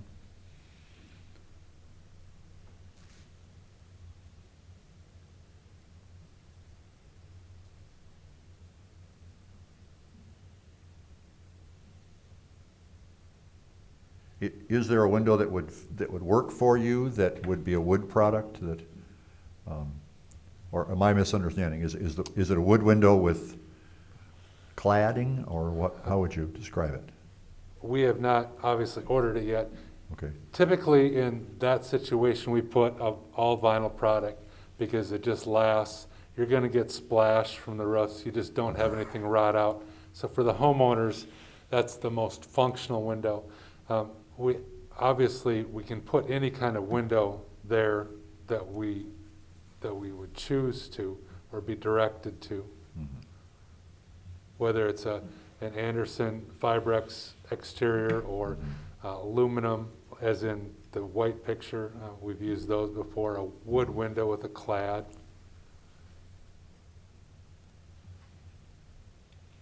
but your request was for a vinyl clad window, but paintable vinyl in some way, Yeah. right? I'm not, So some vinyl, white vinyls can't be painted a darker color because of the warranty. Some can. okay. You can use adhesion primers, and now they've got paints that'll paint vinyl windows very well. If you have a strong preference, I don't think we are committed one way or the other.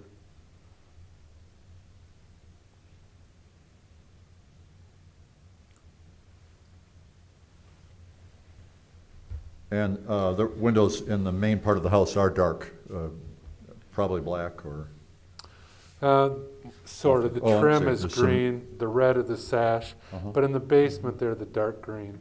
okay. So are you gonna plan to go for just a dark green singles? Yeah, we set? will match the rest of the trim.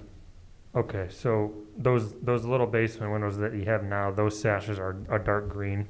Yes.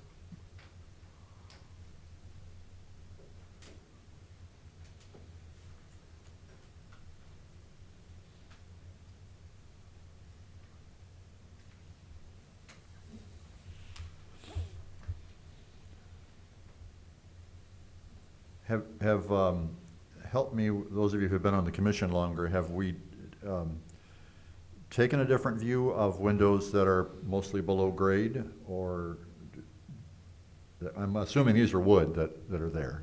Correct.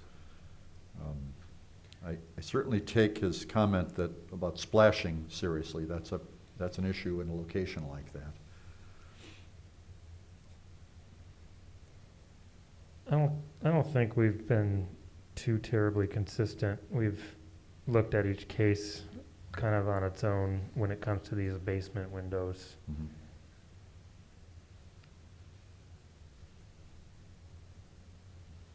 We've had some struggles with glass block that is Yeah. certainly not historic, but that's not an issue here, so, okay.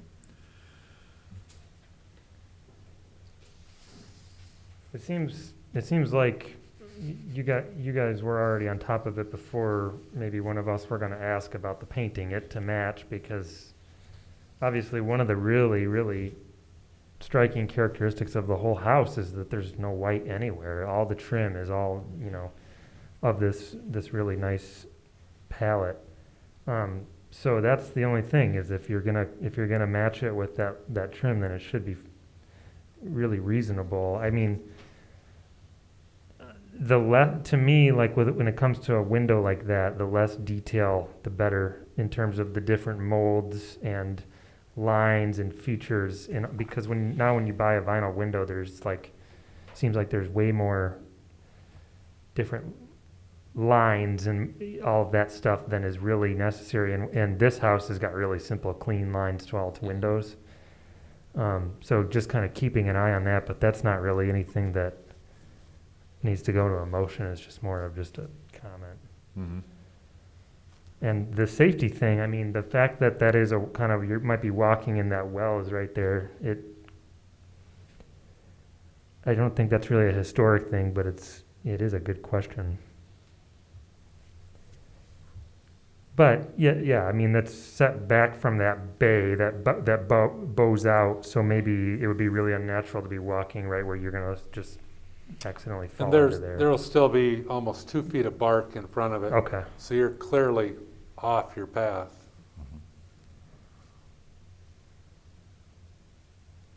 Yeah, I really think this is pretty straightforward. We just recently encountered a big, huge egress window project and on a house of similar stature. It did, And yeah. I think, you know, we don't set precedent here, but that one was straightforward, and this one feels pretty straightforward too, to me. It does, right. And in that instance, it being so much larger it just went out into a yard. There was no driveway, I don't think, anywhere near it. So, okay, so yeah, I agree. I don't see any problem with it.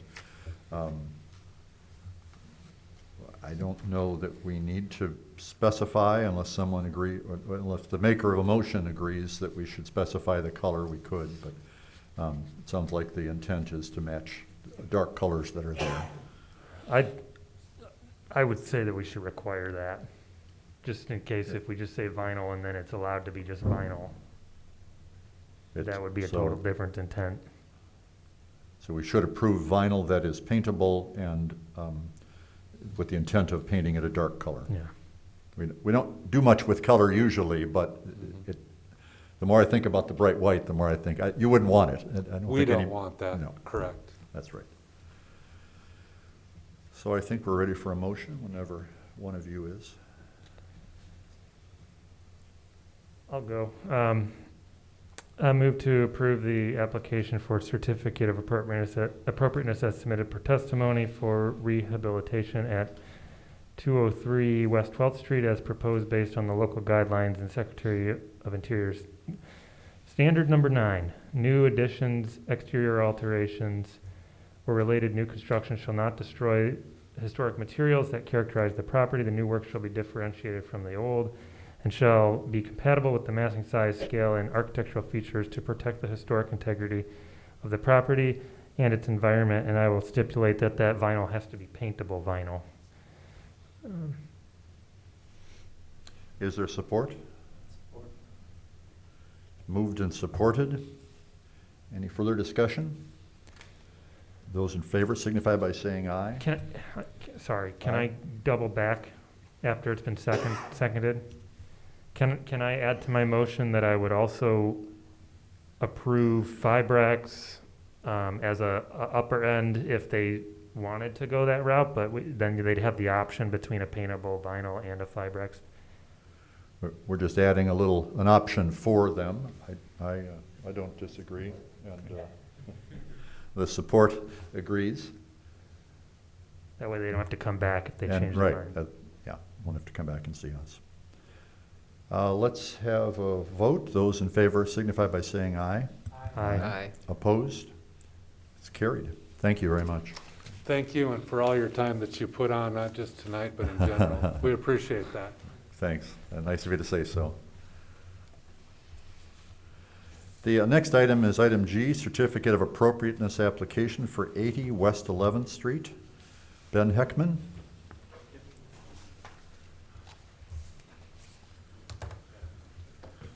And Phil, would you like to start us off? Sure, I can get started. It's a two-story Italianate-style home constructed 1876 at 80 West 11th Street, just down the street here. The owner is proposing to remove existing roofing. There's a roofing plan or a sketch of the roof that maybe is helpful to look at when I describe this. Yeah, that's it. A little hard to read from here, but anyway, the main roof is a hip roof with a 512 pitch and about a 224 square foot flat roof at the top. The middle roof, moving to the south, the middle roof is also a hip roof with a 512 pitch. The owner proposes replacing the existing EDPM rubber roofing on that flat portion, and then going with on the pitched roofing areas, he's proposing an ice guard, thermal underlayment, stone-coated metal roofing panels in the style of Pinecrest shaped boral steel, and I've included a page, I believe, regarding that product. The only question I raise is how visible is it from the street? And you can see it, at least the main roof you can see from the street. in front, in conversations, and I didn't get a chance to look, but in conversations with Ben, he says maybe the best view of it is from the back, at least from the neighbor. But Yeah, not so necessarily from the street. I was in my neighbor's yard, and then I looked back and I realized that's actually the best view I had of my roof. And part of it is the nature of the house. The portion closest to 11th Street is a full 2-story. Then the middle section is 1.5 stories, and then the last section is single story. Okay. So when you look from 12th Street in between the houses, you actually see all 3 tiers of roof. Sure. But from 11th, you only see the tallest portion. You see just a very small portion around the edge. Okay. Basically, what we did is the roof leaks and we need a roof. So then it was, okay, what are our options? Upon doing some research as far as what would be, I mean, it's a 140-year-old house built for the first postmaster. We want to make sure the house is there and will be well protected for years to come. We found that the most robust roof on the market is a steel roof. And with doing some of the repairs on the house and the other leaks in the roof that I've done so far, the original roof on the house was a standing seam steel roof. So it's actually a galvanized standing seam is what's on the boards. And then there's a layer of insulation and then at least 2 or 3 layers of shingles. Oh, my. So for them to tear off the shingles, put down a good underlayment, and put down a new steel surface that's treated with all the wonderful modern technology that's there, I think is the best long-term solution for the house in the area. We have a sample of the roofing material. These are the guys from Erie Construction, the ones who will actually be doing the work in the manufacturing process. And so that's, after looking at what our options are in the marketplace, we thought this was the best solution. So, Any folks want to see it? Boy, that sketch, yeah, if it's convenient, that Yeah. sketch is just bewildering with how many planes there are to the roof. well, there's a lot of complexity to the There's- house in yeah, general. yeah. Just, I mean, I have 4 segments of my basement too, so. We have some pictures as well too, as well as a digital rendering of what the house would look like too. Yeah. So these granules are more or less what you would see on shingles? Right. And they're made to look like the old school shape. Uh-huh, sure. Yeah, so the profile is to look more like a shake-style roof. And then the panels, I think these guys can speak to it better, but basically the panels interlock and create the seal. Here's a sample. Mhm. We build a lot of homes like in Finley, Ohio, Norwalk. Mhm. So these vintages of homes don't throw you then? You're comfortable with, sure. This is like the digital history Oh, okay. of the product. That's useful. And is that this house? Is that, okay. Can you go back out? And for other people to see too. That's great. I was gonna do it on my phone. My phone screen's a lot smaller than That's Oh. helpful technology. That's, Yeah. Oh,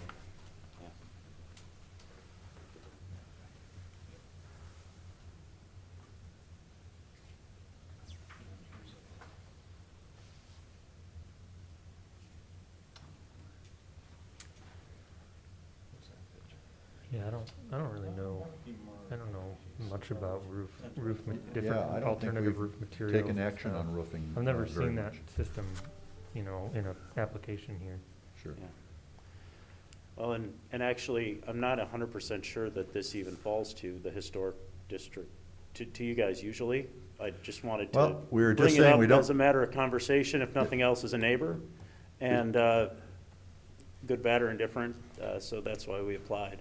Thank you for I that. wasn't sure where the boundaries came and went, so I don't want to waste anybody's time. If it's not within your purview, I'll just leave it be and we'll just go for the building permit and move forward. But I assume that you guys would have an opinion if nothing else. I admit we haven't done very much with roofing, but usually the question wasn't, it was simply, we're going to put back on what was there, and we've allowed administration to say, fine, put back on what was, a new version of what was there. This is a little different, but I wouldn't say significantly. Phil, do you have anything? I don't, I've never experienced this before. I'm not familiar with it. Okay. We would review this, are reviewing it because it is a change in material from, Okay, at least from what is on there today. Not sure what's all either buried there or what was removed over time, but you described a variety of things. So. Yeah, well, I mean, and that was just, I had a leak next to a chimney, so that it was just a basic repair. Sure. And I was Yeah. tearing it down to get to the wood so that I could put a cricket on the chimney, so that I could, just add new shingles. Mhm. And that's when I was surprised to find a layer of galvanized standing seam steel. And then, and what they had done is they'd laid insulation panels in between the standing seams that Mhm. were about an inch thick. Okay, And that gave them a flat surface, which then that flat surface, they had the tar paper and there were multiple layers of shingles on. So, I mean, and those were repairs I did a couple of years ago. and then when they put those shingles on, did they nail them, or what was the Just really long nails. long nails through the foam? or Through the foam, through the steel, into through the wood. steel, and into sheathing boards? Yeah, Mostly, into or- boards, yeah, sheeting, yeah. Maybe Well, not planks. continuous, There's no but sheeting, but yeah. spaced maybe, or? Yes, Okay. yeah, they're pretty close together. I think my guess is that they were put in next to each other when they were built, and they shrunk a little bit as they dried over time. Sure. I think in the very early days that those boards weren't intended to be, I mean, they were intended to be spaced, that they actually, I guess, let some moisture come and go. Has the building department made any statements about this, or do? I don't know if you filed for a building permit yet. This first. I think we Okay, wanted to okay. cross this bridge first, yeah. Sure, Yep. sure, thank Yeah. you. Usually, don't think- usually the COA goes to the building department, so, Yeah. I mean, if they have a problem with it, obviously, then that's a different topic. Sure, but yeah. I think this is within current national building codes and Michigan building codes. Yeah, we do a lot of them. Okay, yeah. I think fine. the question may be, what do you have that's all built up there? And then what are you adding to it, and whether that's too much weight or it creates an issue, but that's their, That's their thing. Well, the intent is to remove the asphalt shingles that are there Okay. from a weight perspective. okay. So that will diminish that, and then the building plan is it's an underlayment, right? An insulated underlayment, and then the metal on Yeah, top. we should have brought a piece of Okay. that too. It's- So what So- I'm sorry, what becomes of the galvanized that you mentioned? It stays right where it is. That stays and the foam stays? And the foam stays. Okay. And basically, we're gonna tear down to the top of the foam, Okay, repair whatever damage is done to the foam in the process, I presume. And then lay down a new waterproof barrier, and then put this on top of it. okay, sure. So, and again, we're wandering into building department concerns, but the weight would be, you would be removing a fair amount of weight with the 2 layers of asphalt Mm-hmm. Yeah. and adding this, so. This material's lighter than your average shingle it is. And certainly lighter than 2 layers, so, Absolutely, okay. sure. Absolutely, yeah. Well, I feel like the building department could handle this. If anyone feels differently, please speak up. The only thing I would add is just for our own purposes, this should be maybe thought of as something to add into our design standard project, or maybe some of our commissioner education long-term, so that when we see these alternative roofing systems, we know a little bit more about them coming in. I mean, we could have all done research ahead of time, I Mhm. suppose, when seeing the application, but realistically, yeah, it's an interesting product, and I just would like to know more about it as a commissioner in case other people want to follow. Mhm. A common product that we do on the historical for other parts of the country is a terracotta tile design, which is pretty common. Same panel material, everything, it just looks like the old terracotta Uh-huh. Okay. style with stone coat. Yep. But it doesn't have granules, though, or Yeah, it does? Okay. Absolutely, all of them Okay. have granules. Sure, okay. Okay. Well, They're galvaluminized panels is what they are, so they won't corrode, they won't rust, none of that stuff, so it's a lifetime roof is what it is. okay. Well, I don't think we need to take action, but I'm pleased to learn a little more about this, and we certainly want to follow the project, and, Yeah, there still is action necessary. You Sorry? need to vote on a certificate here. okay. Oh, a certificate for new roofing, so, okay.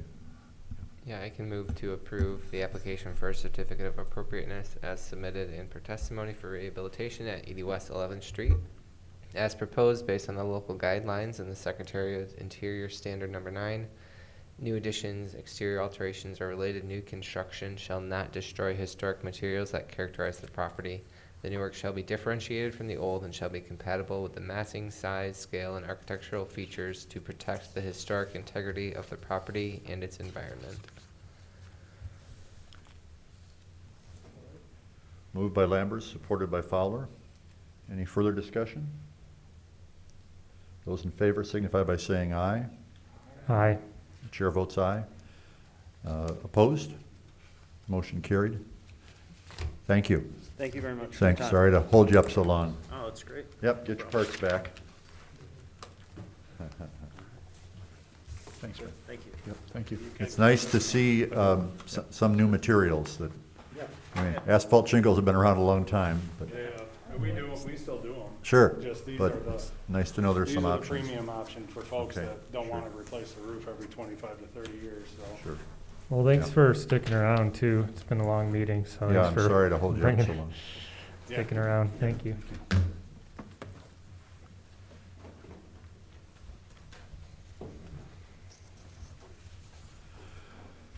Well, do we want to hold on the UDO and/or schedule a special meeting? Yeah, I guess my suggestion, if you're comfortable finding a date, or I can email the whole commission with possible dates and times. The sooner the better, and this is our potential applicant here, or our applicant submitted the form today. Okay. Again, as I mentioned at the beginning, the sooner the better from his perspective on this, if it's possible even this week to get it in. Then I would suggest we'll schedule a special meeting. We'll look at the question of whether we can do it by Zoom or not. With the governor's, all of the governor's actions being thrown out by the Supreme Court, that raises some questions about some of those executive orders she had, and one of those dealt with Zoom meetings and remote Okay. meetings. So there's a Open Meetings Act question that's being discussed very actively right now Sure. in a lot of places. But if we can do a Zoom, that's an opportunity too, and I can include that as a possibility in an email to the full group. But if you're comfortable scheduling something, we'll try to do it as soon as we can get it. We've got to wait, we've got to post it, so we can't do it tomorrow morning. But we'll have to post it and then get it out to you. And I'd like to add the UDO discussion. If the church comes back quickly enough, we can include them on the agenda. City greenhouses, I could include that on the agenda too, but the reality of that item is just to tell you that we've drafted an RFP for services to do the Centennial Park vision and management plan is what we're calling it. So that's a process that probably will go out for requests very quickly here. And both commissions will be involved in the discussion, as we move forward with a consultant on that. So if you're comfortable with that direction, I'm good, and then you probably should just table the UDO to the next possible okay. meeting. And are you thinking early next week or late this week? Or? Well, I guess it depends on when we can get a quorum together. I heard Nick say it'd be nice to have more than 4 members. So it's Yeah. really when we can get maybe 6 or 7 of the members together. I'm not sure what everybody's, So maybe that answer is to do that by email and see how many of us can make which day. Yeah, I can do that. Sure. Okay, well, I think that's a good move. We're making a motion then we don't have to table the new request because it's not on our agenda, but to Correct. table item H, the UDO. Yep. Is there such a motion? I'll motion to table that item, the UDO discussion, until our special meeting can be scheduled. Is there support? Supported by Fowler. Any more discussion? Those in favor say aye. Aye. Chair votes aye. And those opposed, the same sign. Carried. Next item is administrative approval, certificate of appropriateness for 121 West 12th Street. Fence. Yep, that's the Stalls home. Okay. You've seen it several times in the last couple of months. Mhm. They're just installing a new fence. If you recall the house, there's a back porch, enclosed porch. The existing fence is at the back edge of the back porch, and they're proposing to move it up to the front edge of the back porch, so probably 8 feet maybe, closer to the street, but still it's set back pretty far on the house. And extend that over to the property line and then go to the back property line. Okay. And is it actually using the same piece of fencing or just matching the style? It's a little more, fencing. Okay. And I didn't bring it with me. I believe it's a 4-foot fence that they were proposing. I'd have to double check that. And what design? Is it a picket fence or I chain? think it was a dog-eared design. Dog-eared design of wood? Okay. Yeah, sorry, I didn't bring that. Okay, that's fine. So that's been approved, is that what you're? Yes. Okay, Yep. that's fine. And we'll put the city greenhouses on the next agenda. Do you need a motion to do that? Consider what I just told you at the update. We're Okay. really just For moving now, forward sure. with the request for proposals. Council was supportive of moving ahead, so. Okay. we're good. Any of the commissioners have anything else to be considered? A motion to adjourn would be in order. Excuse me, Phil. Should we discuss the demolition? I'm sorry? Should we discuss the demolition on 12th Street? Well, that's what we're talking about a special meeting for. Okay, is that gonna happen this week? Well, I've got to get some dates out. We've got 7 members on the commission. So I've got to get some dates out to them and see when we can get a group together. It's the intent to try to get it this week, but I can't promise until we get responses from everybody. So we'll meet as soon as we can and certainly look that over. Was there a move to adjourn?